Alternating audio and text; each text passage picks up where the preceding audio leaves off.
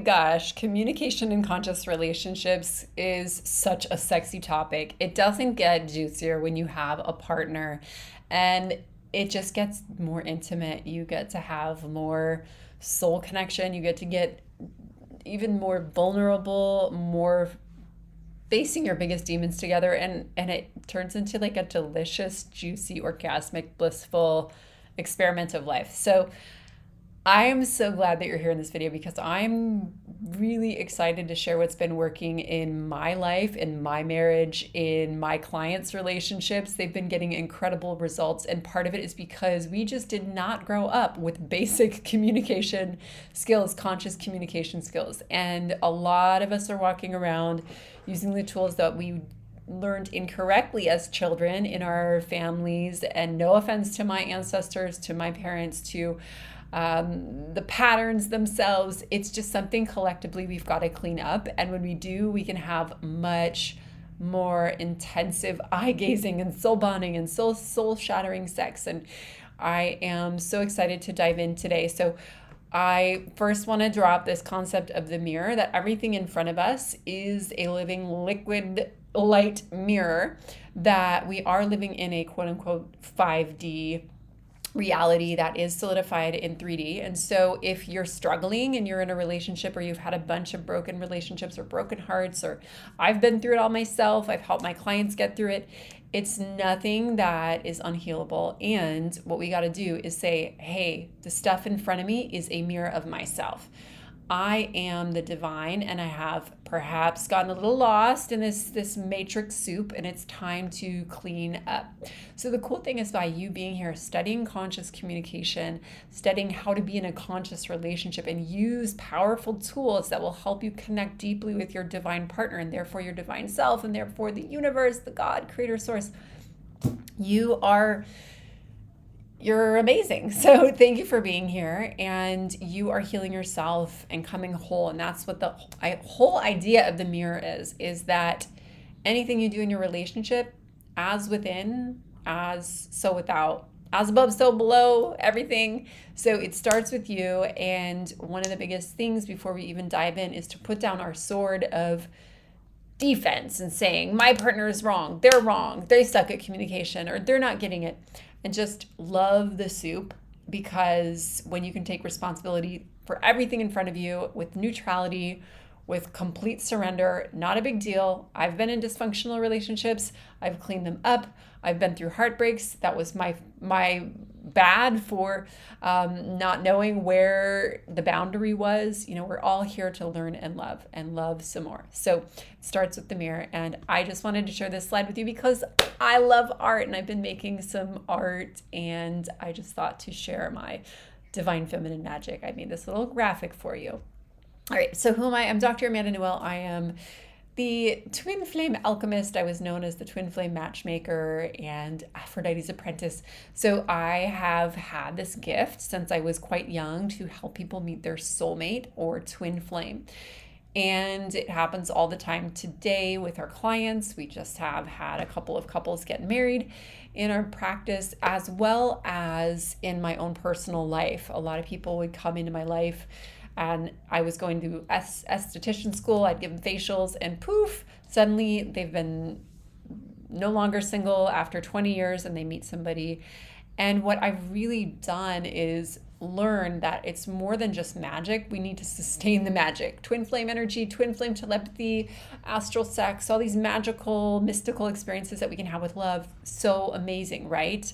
And communication is one of those tools that we'll want to use to foster and build the temple. So even if we have our light bodies open, our light temples built, we got to get busy on earth and build these temples as well. So your sacred union is a temple, and I'm going to give you some temple templates to help you polish and shine your squeaky clean conscious relationship. So the whole point of the communication in your conscious relationships and sacred communication, or communication as we call it at Aphrodite University, because I love word plays, it's going to be the essential component in any conscious relationship. It doesn't matter how much hemp seed you eat, or how many man buns you redo, or how many armpit hairs you grow. You ain't conscious unless you are communicating with the tools that some of which I'm going to be sharing with you today, because it's not clean. It's not actually coming from a higher vibration of consciousness. If you're wearing all your hippie clothes and doing your cacao ceremonies, but you're not actually coming from clean, healthy psychological patterns, clean, clear communication, setting healthy boundaries, all this good stuff that I was so excited to see so many people in the world growing up and showing up and trying on and going out there and changing relationships. So, and if you're one of my clients that's been doing this, one of my students, I'm so excited you're here because you guys have been rocking it. All right. It allows both beloveds to express their true feelings, concerns, needs, and even hidden desires in a constructive and respectful manner. Conscious communication or communication, it's going to foster that I see you, you see me mutual understanding. So you're no longer in that, how do I look? What do they think of me? And it's this tug of war of low self-esteem on her side and low self-esteem on his side, and father wound and mother wound. And instead you're coming from mutual understanding and a deep trust. And that is what it takes to deepen your sacred union. So if you've been heartbroken, if you're going in through a runner-chaser experience, if you are being told things and then it's disappointing, somebody changes their mind last minute, there is not communication that's fostering this deep mutual understanding, and more vulnerability, more expression needs to come through. So the purpose of healthy communication in all conscious relationships is going to be to create a safe space where you two, both partners, can express yourself openly and honestly without fear of judgment or retaliation. So here's the key, Gaias and guys, ladies and gents, is the communication bubble, the space that is created between you and your beloved. It builds over time. Sometimes the bubble gets a little squished or popped or tarnished, but you clean it up. So you're constantly communicating, you're constantly owning, I made a mistake, I shouldn't have lashed out at you, I'm sorry, I was super tired, I was coming from my insecurity, I saw you looking at that other woman in the restaurant and it triggered something. It had nothing to do with you, it had to do with me and an relationship of mine, and I was acting out of immaturity, I was retaliating, I own it. So we're taking responsibility, we're cleaning things up. We're not at a tug of war of trying to pull your partner onto your side, because they're going to pull back twice as hard, and then you're just going to be in this constant tug of war and nobody wins. So communication is putting down our swords and we're sharing vulnerably. This is hard. I know my husband and I, we can even get into little childlike bickering when we're not conscious, when we're tired, when we have our daughter, she's running around and we're trying to make a decision. Well, you said you put the keys here. I don't know where you put them. And so what we found really works is to just say, you know what, I was wrong. Or I apologize, my bad. Or just, hey babe, I'm in a really touchy mode right now. Anything I say right now might be reactive. And just lighten up the mood, laugh a little bit, take space, go in the other room.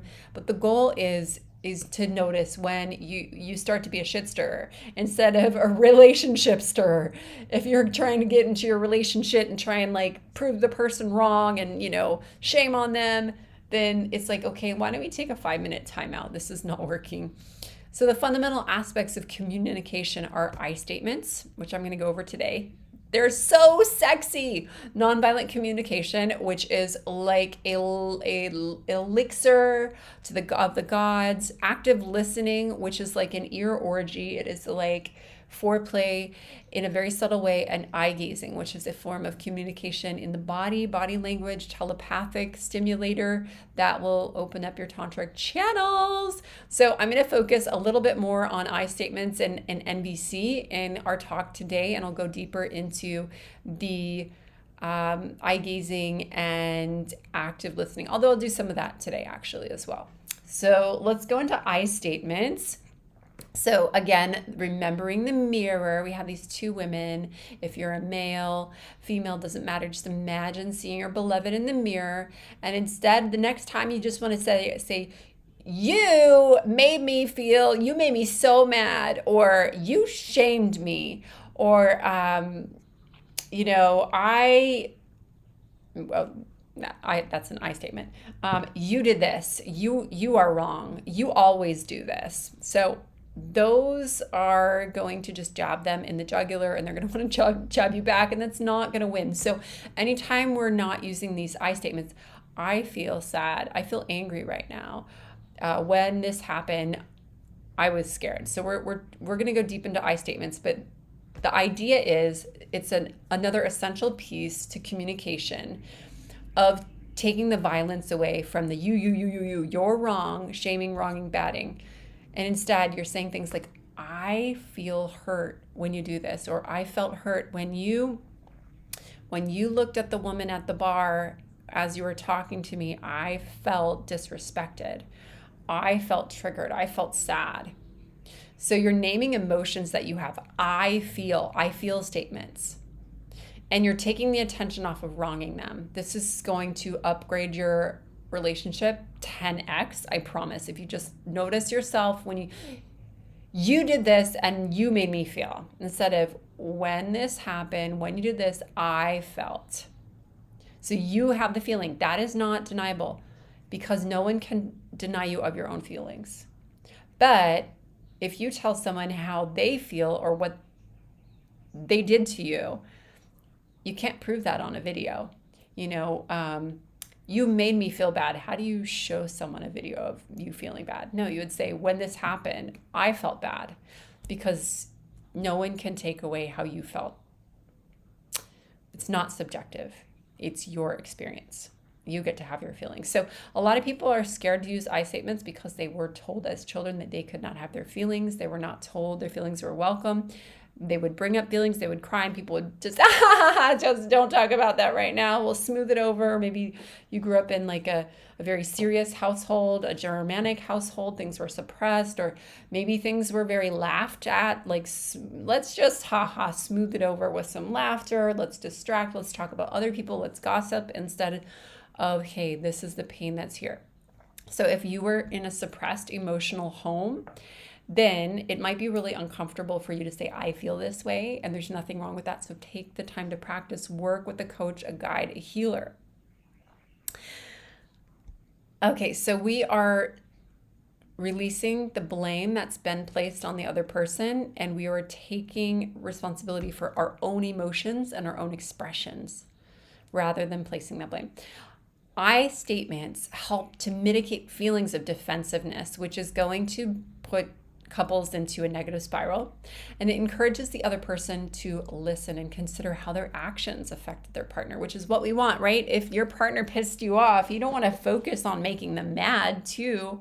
You don't want to focus on making them feel shame. I mean, maybe there's that inner child that's like, I want to shame my partner, oh my God. But that gets us nowhere, right? We want to release the shame. I'm getting this guidance to do a little smudge right now with my Palo Santo. So I'm going to do a little clearing on any shaming we might have. So we want to mitigate the defensiveness, and instead of just trigger wounding, where we're just shooting each other back and forth with psychic attacks. And then eventually entities start coming into our space, and then eventually they want to cheat on us, or they want to walk out on us. And really we've just been shooting on ourselves. We want to use the I statements to mitigate the feelings of defensiveness and to consider how our actions might affect our partner and hope that they do the same. It's also so important to take responsibility for one's actions and words. If someone says something hurtful, we all do it, right? We're human. We might be a little fiery. Some of us are married to redheads. Those redheads can be a little intense. So teach your partner, teach yourself how to take accountability and apologize. You can ask for apologies. You can say, hey, when you said that, I felt hurt and I would really love an apology right now. I'm feeling really tender. You can do that yourself. You know what? I just realized that might have come off as a criticism. I appreciate how you've been paying the bills, or how you've been showing up for our meditations together, and you've been making this morning commitment. And I apologize that I might have judged you this morning when, I was telling you that I didn't like the kind of meditation music you turned on. So be honest open, take responsibility if you notice you're being critical on your partner, if you're noticing that you're getting upset and you're kind of touchy and it really wasn't that warranted. Just be like, encouraging. That can help foster the genuine connection. Okay, let's talk about NVC, guys. Nonviolent communication is a powerful tool that can help promote understanding, empathy, and constructive dialogue. So this is what we want. This is the new earth, baby.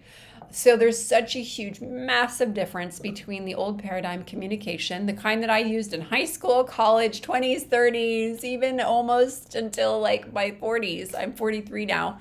And as I've studied this stuff, as I've started to work with mentors and study nonviolent communication and practice it in my partnership and have structures to practice it and do dialogues, oh my gosh, our relationship is like going from like an Atari computer, like the 1980 computers, to like the Super Nintendo, to the whatever the latest video games are. I don't even know, but it's like from 3D to 5D. So NVC is a powerful tool. It's going to help us get that clean, clear communication. And where does it come from? It was developed by Marshall Rosenberg. It emphasizes the importance of expressing one's feelings and needs in a non-judgmental way. So classy, right? It was designed by a psychologist. It's all about your needs are important. Your feelings are important. It's also including the active listening. While others are listening to your partner, to others, it could be in a business workspace too, and VC works there. But it's super dope and super deep for divine unions, especially the twin flame union, which is what I'm all about. It's my sacred passion, is helping people in twin flame union.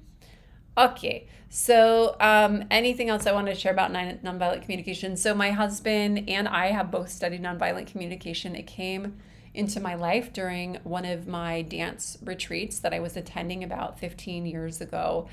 And it was amazing because there was a little workshop, nonviolent communication, and a lot of the people were sharing so vulnerably how they felt insecure, how they didn't know how to dance with the other people, how they felt like an outsider. And there was a safe space to dialogue, to share in a nonviolent way. And we were practicing the I statements and tools. And in 30 minutes, it was a 30-minute workshop. It was so fast. I opened up and got to know people in ways that I hadn't gotten to know my own family members. Like, we just dove in, and I was like, why not use these tools in sacred twin flame relationships? Let's save ourselves some time and not have the emotional arguments explode when we're 50 years into a marriage or 5 years into a marriage. So many people, 50% divorce rate. So we've been practicing this, and coincidentally, my husband, I loved finding out when we were first dating that he had studied nonviolent communication, and then he started going to nonviolent communication workshops and seminars here in Bali. And from time to time, he'll dip back in for our clients, for our own evolution and growth.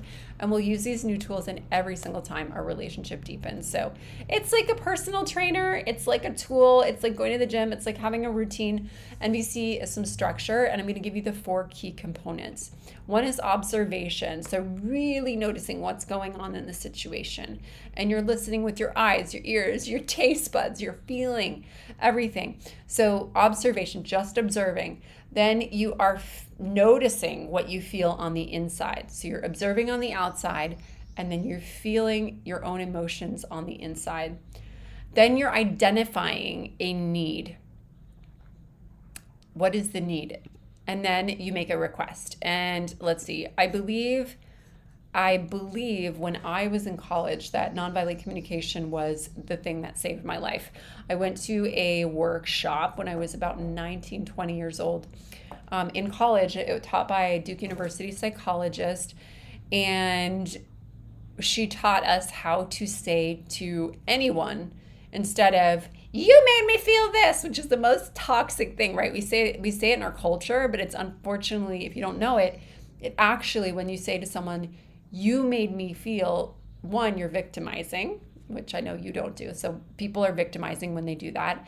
And they're also getting a supercharge, giving that electric, toxic, negative energy into their friend, their partner, their family, whoever they're saying it to. "You made me feel." And then it's also not possible to make somebody feel somebody. You have a choice. I have a choice. So it would be more accurate to say, I made myself feel this way when you did this. But I'm going to give you the structure which was given to me in college, which changed my life. And I'll give the example that was my issue at the time is I had flaky friends. And I am someone who's a Capricorn. I'm grounded. I'm loyal. Every once in a while, because of a learning disability, I'll miss an appointment or run late. But I will apologize. I'll take responsibility. I'll be like, whoa, and I'll make it up for them. Let me take you out for lunch. I was running late. So I expect the same from people because that's my style. I'm very loyal. If someone tells me, they'll text me, I'm waiting there. I'm like, okay. A lot of people in our culture, especially back in university, people are like, let's go on a date again. Let's hang out again. Let's go shopping on Sunday. Oh, I forgot.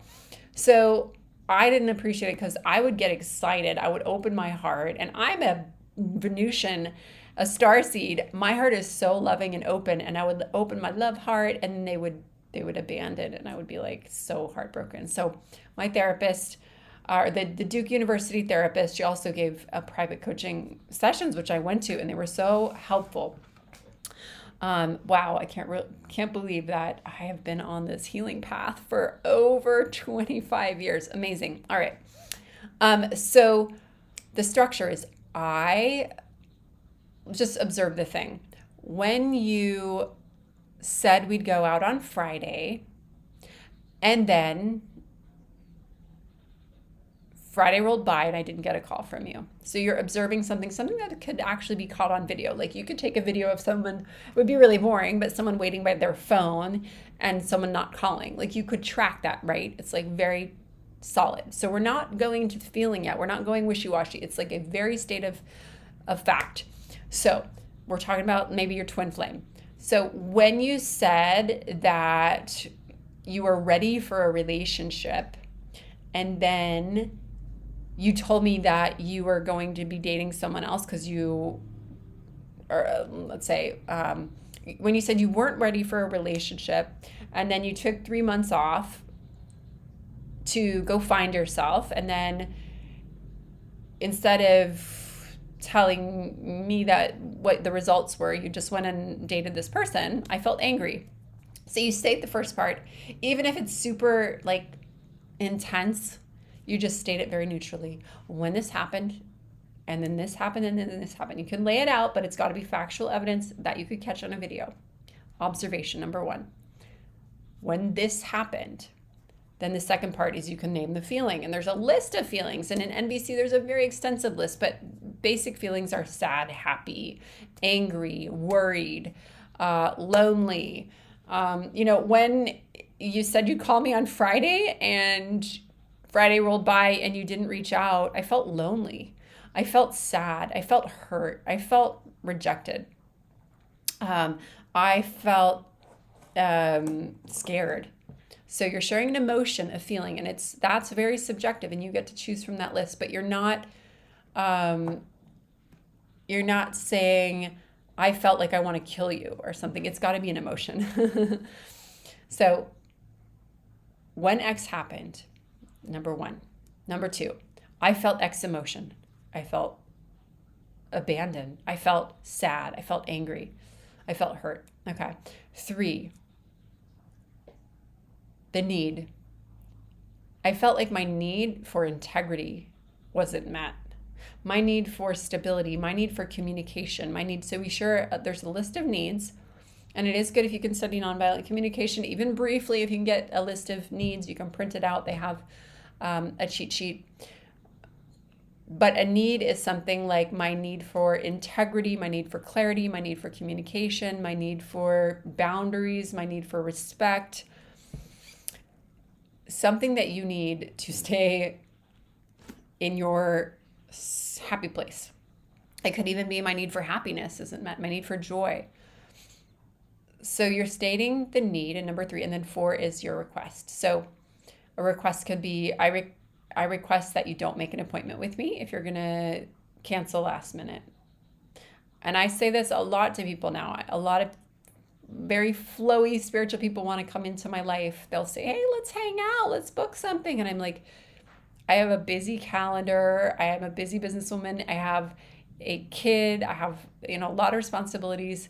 If we make an appointment, my need, since you last time, you booked it and you canceled last minute. If we're going to book this, my need is that you show up for the appointment, or you give me a couple of weeks of cancellation notice, or a couple days, whatever it is.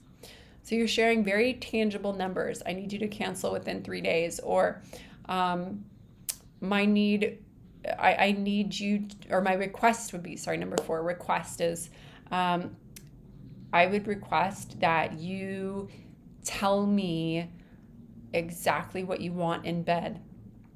I request that you share your vulnerable feelings more often. I request that you tell me more about how you feel about me. So whatever it is for you, and that's the power of request. You get to ask for stuff. This is amazing. Instead of putting our time and energy into blaming, shaming, judging, we're putting our energy into requesting things that we want from our partners. So what's a juicy request that you want from your partner? Maybe it's an answer that you come up with now, or maybe just hold this question until you get in a little bit of a tiff or disconnect, and you think of it then. So the example could be number 1, when you stood me up on Friday, when you said, that's hard to put on camera. When you said you would call me on Friday, I did not get a text. I did not get a call. I felt angry and hurt. Number 2. Number 3, my need for integrity and respect is not met. 4, if you're not able to call or text when you say you will, I will need to end our relationship.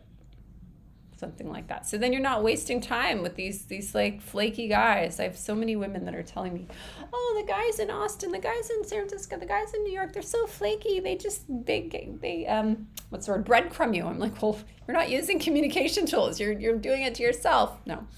I know how frustrating it can be, but really, ladies, we got to not put up with anything, because if you're putting up with it, it's setting the structures for the new divine masculine. And if he's doing the doo-doo early on in the relationship, then he's not going to be an ascended master lover. Okay. So by focusing on these components in our communication, we can avoid misunderstandings, arguments, triggers, conflicts in our twin flame sexy unions, or even, in political situations, within our families, within our businesses. You can use these frameworks anywhere. So I'm going to break down observation again, just to re-summarize. So your observation, this is where you are describing the situation without adding any interpretation. It's something you can put on camera. I noticed you didn't do the dishes. It's an observation. You're so lazy and never help around the house. That's a judgment. But I know what it's like, because my husband is so lazy. No, just kidding. He has been getting so much better with dishes. And years back, he was like, I always like to wait last minute. I don't like to have the pressure. And I was like, okay, but we're getting bugs in the sink, we live in the tropics. And he's like, okay. So I used nonviolent communication. I got what I wanted. It's amazing. I used the naggy kind of communication. We didn't get so far with that. So I promise, do these 4 components of NVC. 2 is healing. Again, you're saying things like, I felt frustrated when I saw the dishes in the sink. It's expressing that feeling instead of saying, you're so careless, you're disrespectful. That's going to wrong them, shame them. They're going to want to run, which is why a lot of twin flame runner situations happen, because we're saying, you didn't meet my needs. You hurt my feelings. You did this to me. I can't believe you did this to me, and now I'm bruised. So owning our emotions. I feel hurt. I feel sad. I feel devastated. 4 is the request. Let's see, where did our need go? Let's see. Okay, well, the need slide would be, when you didn't clean the dishes, my need for cleanliness isn't met. My need for organization, my need for relaxation isn't met. So you can share a need like that. Number 4, request. Make it as specific as possible. Can we make a dishwashing schedule? Can you please wash the dishes tonight? Can you do the dishes on Monday, Tuesday, and Friday? And I'll do them the other days. And you could even share positives. It would really help me feel more relaxed. I will so appreciate you making this effort. It's going to make me a more calm person. So instead of, you never wash the dishes, you don't care about me, you better wash the dishes right now, I'm like, gosh, does your mom not teach you to do it? So we can do these things, and it's just going to smear the poo instead of create the sacred temple. So I hope these 4 temple template secrets help. Active listening is something that is so important, and I have a lot more to share about that coming up. So make sure you follow and subscribe. You can join us for our upcoming full moon Twin Flame Sacred Love activation with raw cacao. Click the link below. You can still use the coupon code until 777 portal on July 7th.